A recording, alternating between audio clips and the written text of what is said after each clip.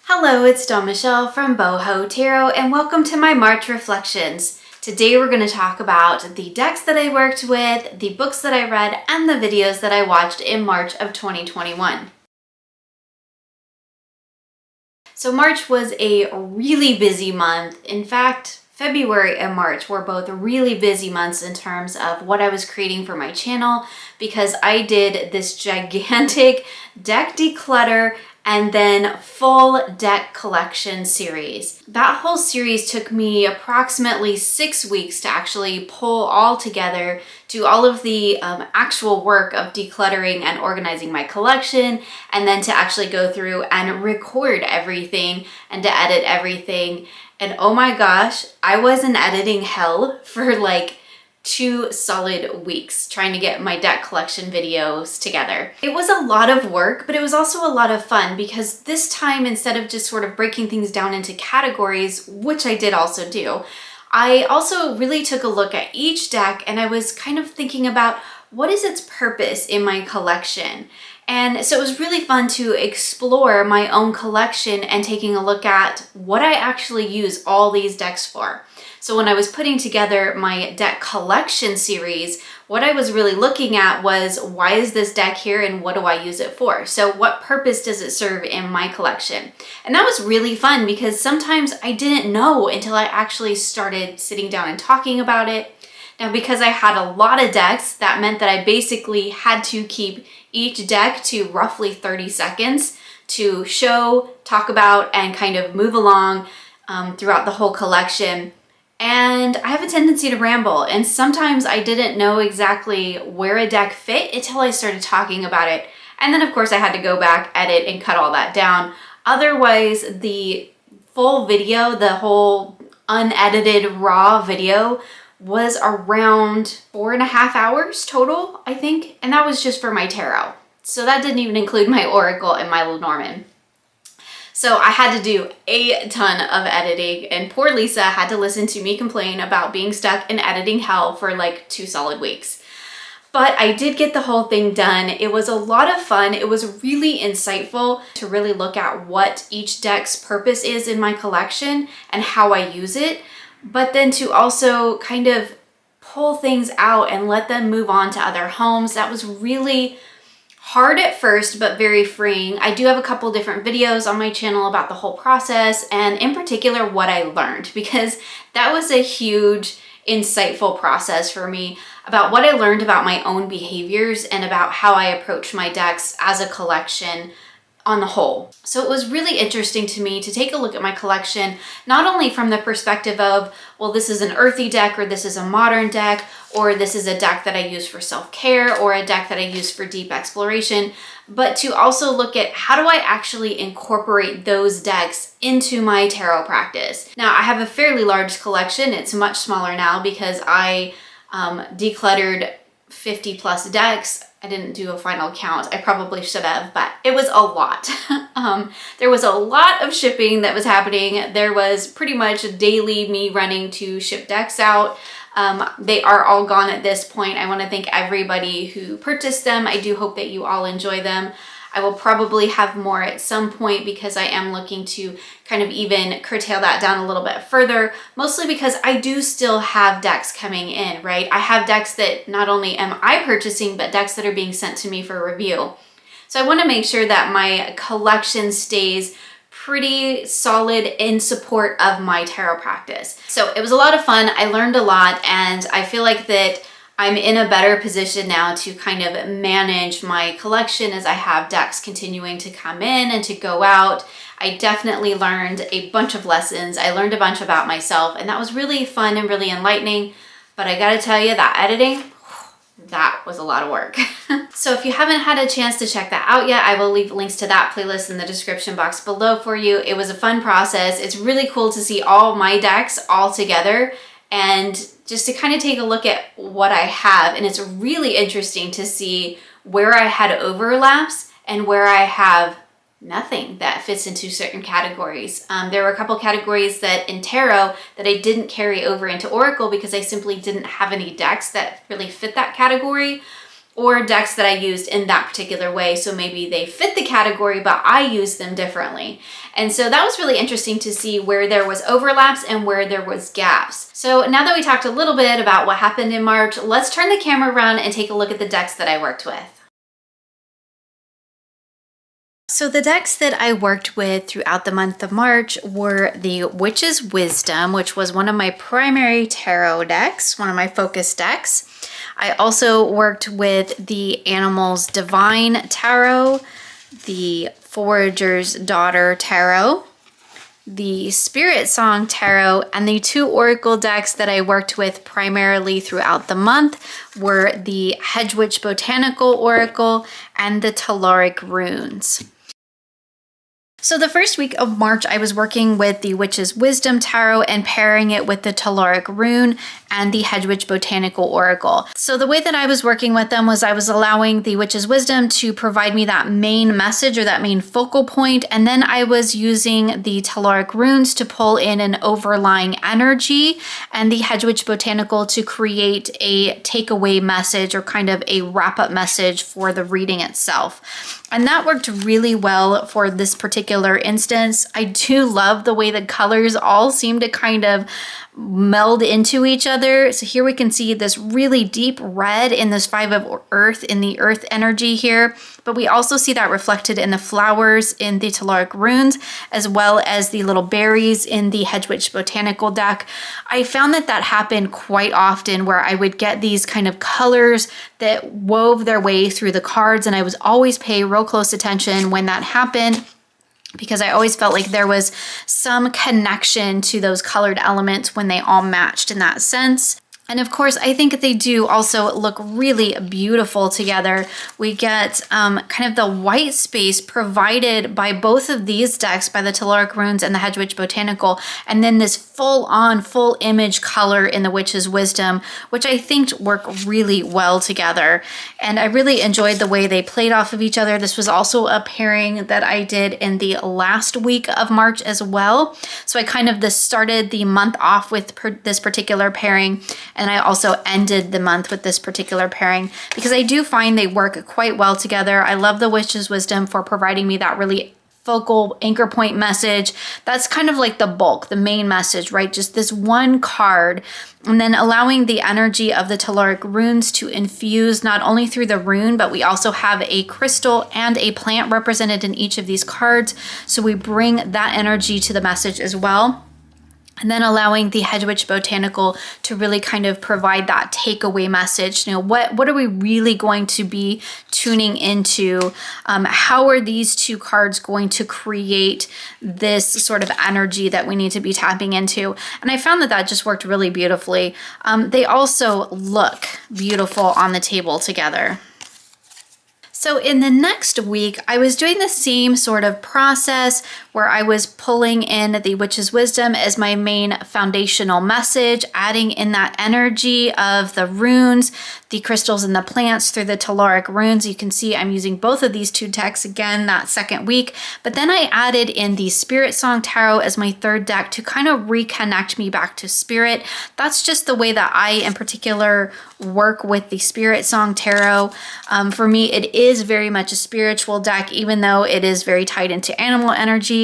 I do really like the keywords on this deck, and so it kind of serves that same function as the Hedge Witch Botanical did for me the week before, where it kind of provides me that sort of wrap-up takeaway from the reading. But for this particular deck, for me, and the way that I work with it, it's definitely more keyed in to spiritual ideas and into spiritual energies for me. I do think that they pair together pretty well. I feel like the Spirit Song is a little bit more busy in comparison to these other two decks. So aesthetically speaking, maybe not the world's greatest pairing, but they do read together really well. And I do enjoy the animal energy that comes across these two decks, and then bringing in that sort of earthy energy through the runes, the plants, and the crystals that we find in the Telluric Runes. I think that just worked really beautifully.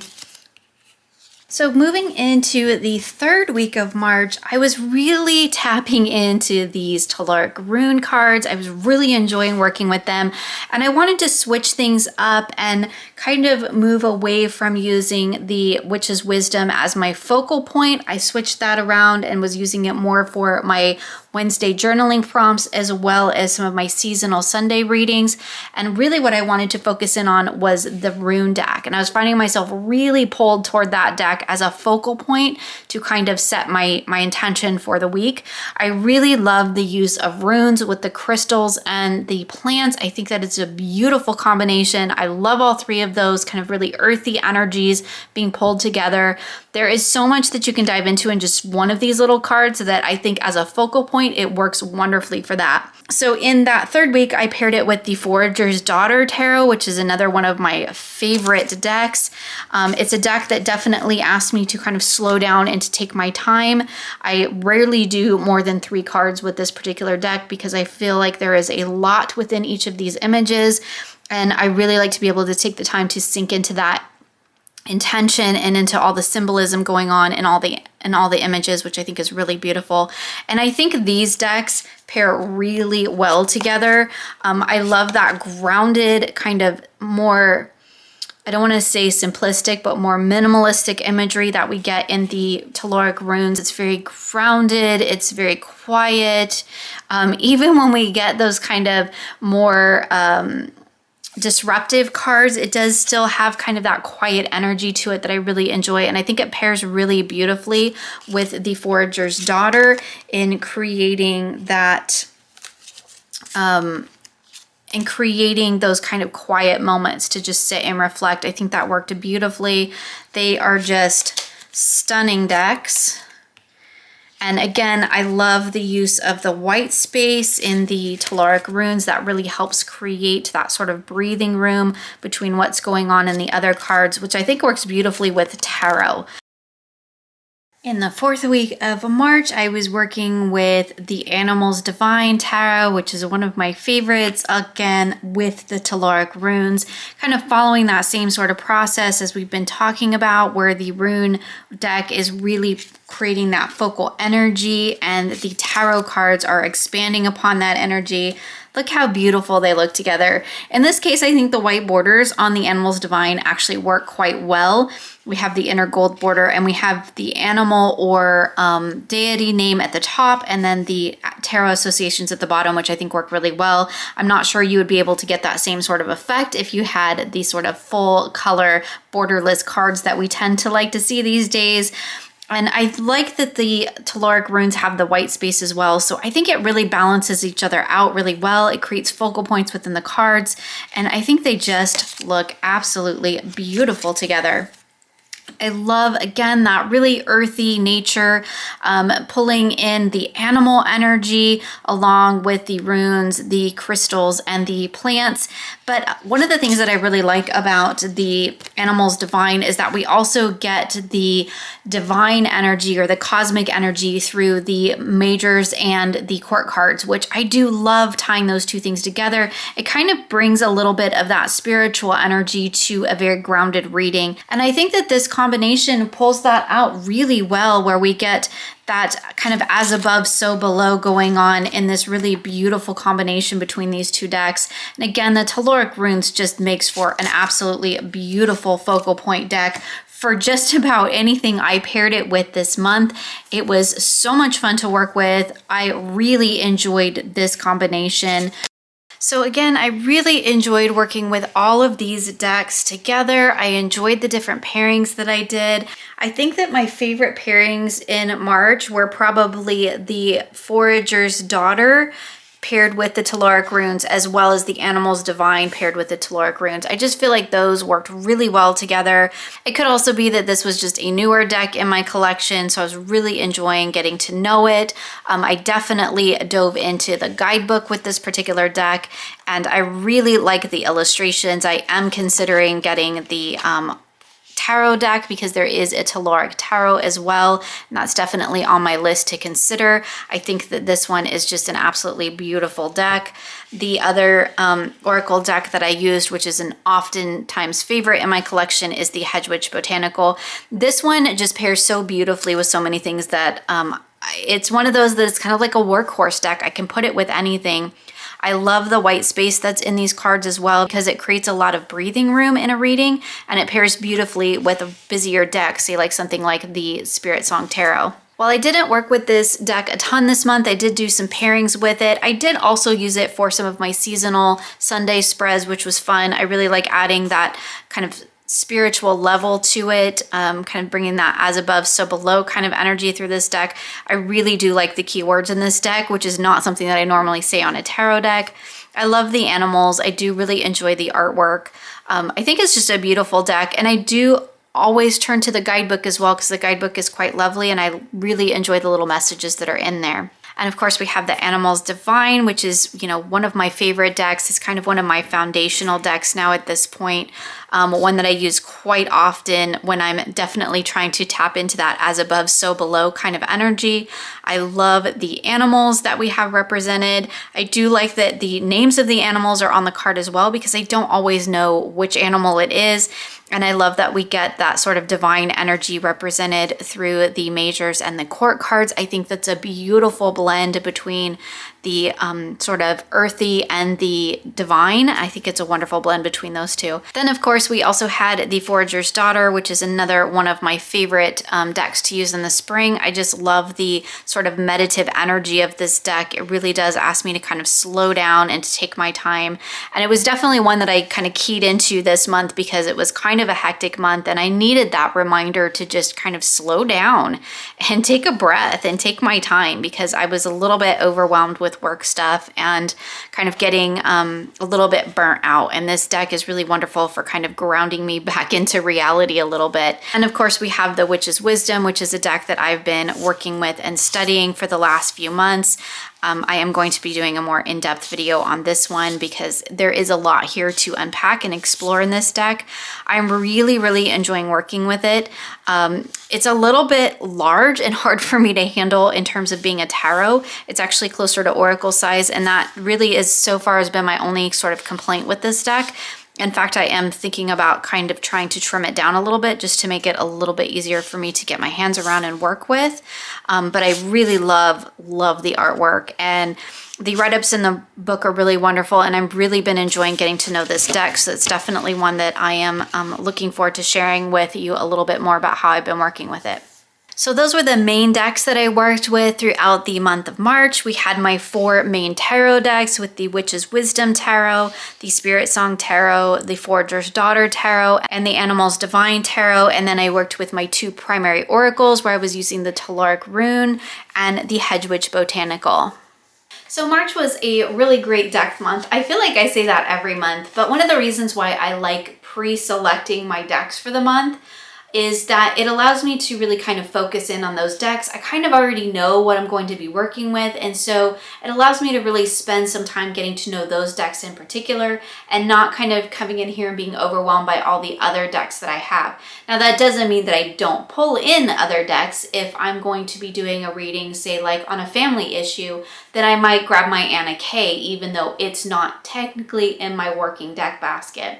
So I do enjoy really having a cohesive set of decks that I just know that I'm working with for this month. It kind of takes the guesswork out of it. It allows me to really focus in on a particular energy or a particular feeling for the month, or even just a particular aesthetic, because let's face it, sometimes that is important to me. I do like my decks to match. So next, let's talk about the books that I read throughout the month of March. So the nonfiction book that I read in March, which I had actually started in February, is The Dance of the Dissident Daughter by Sue Monk Kidd. And this one I talked about last month because it is one that I'd started last month and had finished reading this month. This was a book that I had to take really kind of slowly. It's a wonderful, wonderful book, but there are some things in it around the wounded feminine that I personally wanted to dive deeper into. And so I took my time. I did some journaling alongside this book as well. And it was wonderful. As it says, it's one woman's journey from Christian tradition to the sacred feminine. So there is definitely a lot about religion, patriarchy, Christianity in this book. So if that is something that is a little bit triggering for you, or maybe doesn't resonate, I just want to make sure and point that out. It really does go into some issues around patriarchy and an overabundance of masculinity and masculine energies, which could be triggering for some people. So I just want to make sure and point that out. But I did really enjoy it. I learned a lot. I'm actually going to probably read it again at some point. I have purchased a copy for a friend who's going to be reading it. So if you're looking to explore kind of the transition into sacred feminine, I think this would be a wonderful book to pick up, but it's probably not going to be a book for absolutely everybody. While I did enjoy it, I know some people have not enjoyed it because of the context of the content. So just wanted to point that out, but it is one that I finished in March and I did really enjoy. So moving on to my fiction reads, I did start, and I think I mentioned maybe in my last month's reflections that I was going to be reading A Curse So Dark and Lonely, which was a YA book. And I know so many people have loved that book, but I had trouble with the present tense point of view of the book. It just, I don't know, that just didn't connect for me really well. And so I got about maybe a third of the way into it, and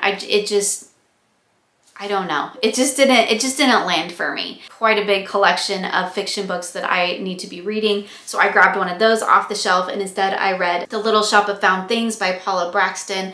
I have the majority of her books. She's an author that I really enjoy. She tends to write books more about magical things, witchy things, and I really enjoy her writing style and her take.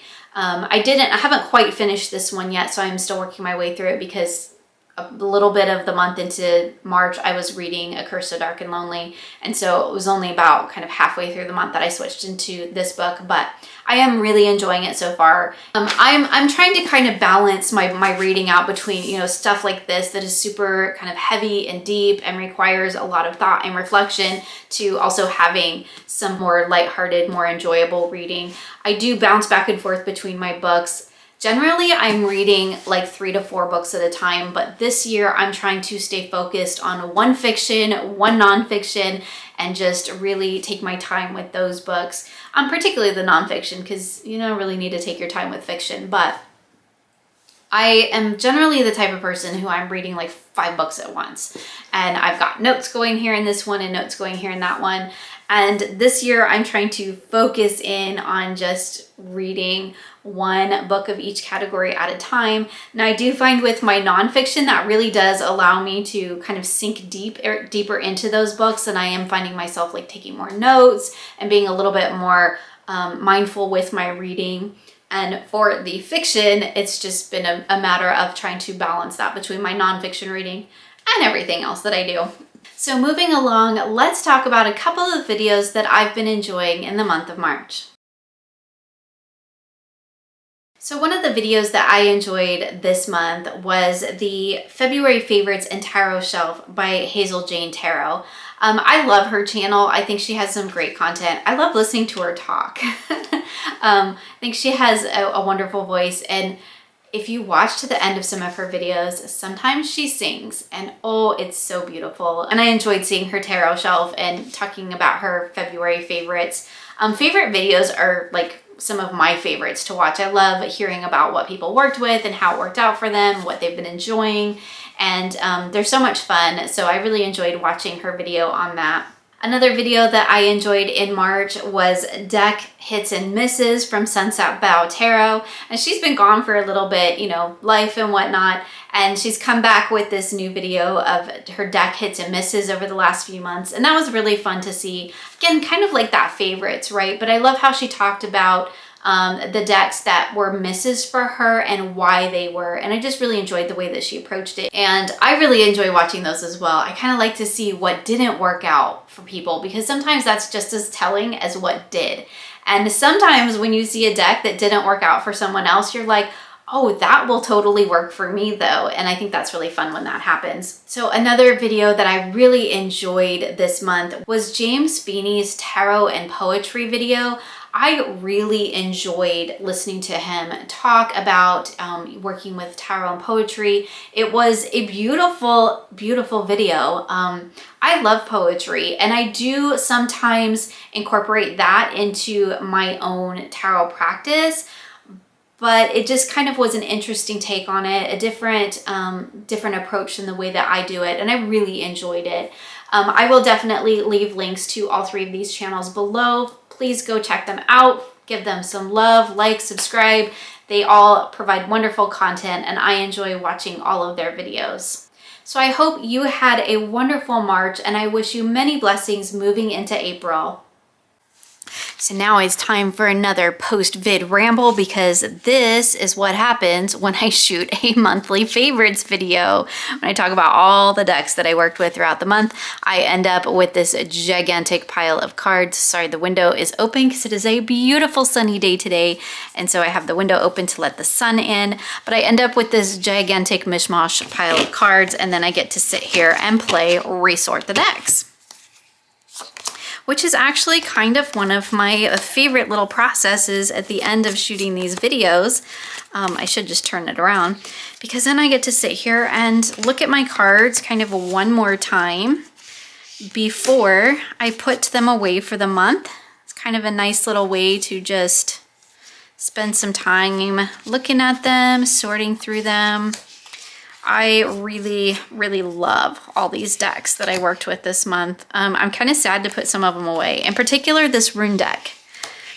And I did think about carrying it through to another month. I will probably pull it out again in April. I mean, just no lie. It'll probably happen because that's how much I enjoyed it.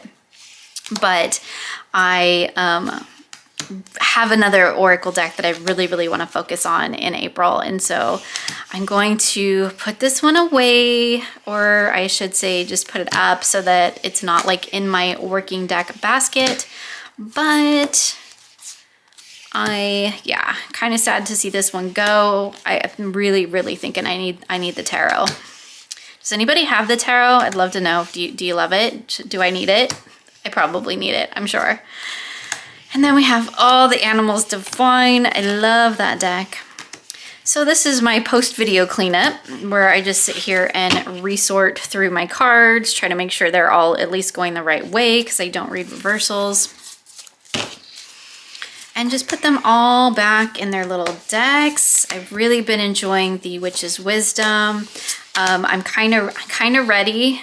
Like, this might sound bad, but I'm kind of ready to move on to study something else, but I'm excited to continue working with this deck, just in terms of my own personal practice. Play deal a card here, because I think it's just a fantastic one. And yes, I love the Hedge Witch Botanicals, one of my absolute favorite botanical decks. Love all the white space, and the keywords are fantastic. I am going to be working on learning more about herbs, hopefully. That's my plan for this spring. It's gonna be fantastic. Look, we're gonna put the whale on top because we know how I feel about whale cards. Any deck that has a whale card in it is probably gonna end up in my collection at some point, because I need all the whale cards, all of them, all the time. Thank you for joining me today. You'll find links for everything featured here in the description box below. I hope you enjoyed this video, and I look forward to seeing you again soon for more creative tarot for an inspired life.